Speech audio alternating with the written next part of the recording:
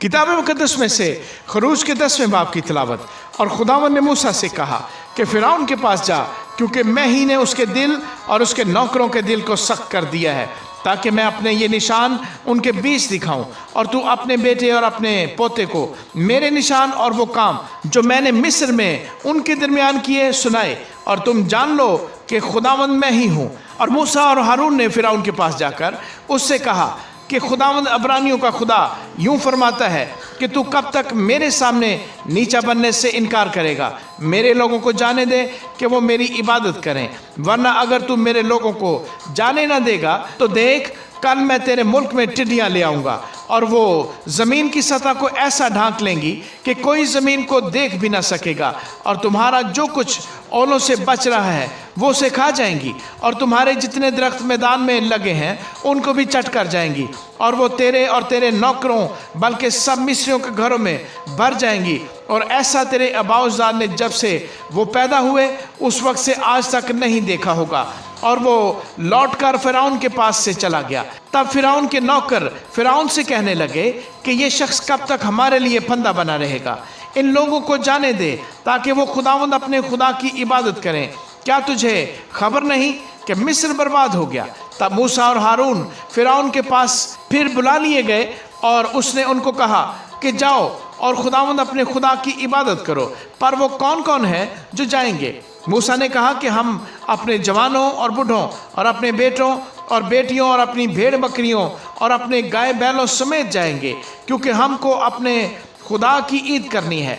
तब उसने उनको कहा कि खुदावंद ही तुम्हारे साथ रहे, मैं तो ज़रूर ही तुमको बच्चों समेत जाने दूंगा। खबरदार हो जाओ, इसमें तुम्हारी खराबी है। नहीं, ऐसा नहीं होने पाएगा। सो तुम मर्द ही मर्द जाकर खुदावंद की इबादत करो, क्योंकि तुम यही चाहते थे। और वह फिरौन के पास से निकाल दिए गए। तब खुदावंद ने मूसा से कहा कि मुल्क मिस्र पर अपना हाथ बढ़ा, ताकि टिड्डियाँ मुल्क मिस्र पर आएँ, और हर किस्म की सब्जी को जो इस मुल्क में ओलों से बच रही है चट कर जाए। बस मूसा ने मुल्क मिस्र पर अपनी लाठी बढ़ाई, और खुदावंद ने उस सारे दिन और सारी रात पूर्वा आंधी चलाई, और सुबह होते होते पूर्वा आंधी टिड्डियाँ ले आई, और टिड्डियाँ सारे मुल्क मिस्र पर छा गईं, और वहीं मिस्र की हदूद में बसेरा किया।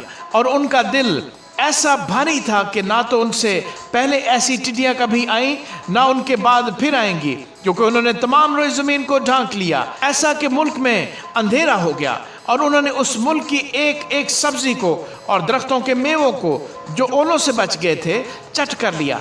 और मुल्क मिस्र में ना तो किसी दरख्त की ना खेत की किसी सब्जी की हरियाली बाकी रही। तब फिरौन ने जल्द मूसा और हारून को बुलवाकर कहा कि मैं खुदावंद तुम्हारे खुदा का और तुम्हारा गुनहगार हूँ, सो फक्त इस बार मेरा गुनाह बख्शो, और खुदावंद अपने खुदा से शिफायत करो कि वह सिर्फ इस मौत को मुझसे दूर कर दे। तो उसने फिरौन के पास से निकलकर खुदावंद से शिफायत की, और खुदावंद ने पिछवा आंधी भेजी जो टिड्डियों को उड़ा ले गई और उनको बहरे कुल्स में डाल दिया, और मिस्र की हदूद में एक टिड्डी भी बाकी न रही। पर खुदावंद ने फिरौन के दिल को सख्त कर दिया, और उसने बनी इसराइल को जाने न दिया। फिर खुदावंद ने मूसा से कहा कि अपना हाथ आसमान की तरफ बढ़ा, ताकि मुल्क मिस्र में तारीकी छा जाए, ऐसी तारीकी जिसे टटोल सकें। और मूसा ने अपना हाथ आसमान की तरफ बढ़ाया, और 3 दिन तक सारे मुल्क मिस्र में गहरी तारीकी रही।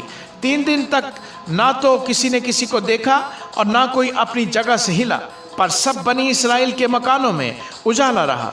तब फिरौन ने मूसा को बुलवा कर कहा कि तुम जाओ और खुदावंद की इबादत करो, फक्त अपनी भेड़ बकरियों और गाय बैलों को यहीं छोड़ जाओ, और जो तुम्हारे बाल बच्चे हैं उनको भी साथ लेते जाओ। मूसा ने कहा कि तुझे हमको कुर्बानियों और शौकनी कुर्बानियों के लिए जानवर देने पड़ेंगे, ताकि हम खुदावंद अपने खुदा के आगे कुर्बानी करें। सो हमारे चौपाई भी हमारे साथ जाएंगे, और उनका एक खुर तक भी पीछे नहीं छोड़ा जाएगा, क्योंकि उन्हीं में से हमको खुदावंद अपने खुदा की इबादत का सामान लेना पड़ेगा। और जब तक हम वहाँ पहुँच न जाएं, हम नहीं जानते कि क्या क्या लेकर हमको खुदावंद की इबादत करनी होगी। लेकिन खुदावंद ने फिरौन के दिल को सख्त कर दिया, और उसने उनको जाने ही न दिया। और फिरौन ने उसे कहा, मेरे सामने से चला जा और होशियार रह, پھر میرا منہ دیکھنے کو مت آنا، کیونکہ جس دن تو نے میرا منہ دیکھا تو مارا جائے گا۔ تب موسیٰ نے کہا کہ تو نے ٹھیک کہا ہے، میں پھر تیرا منہ کبھی نہیں دیکھوں گا۔ آمین۔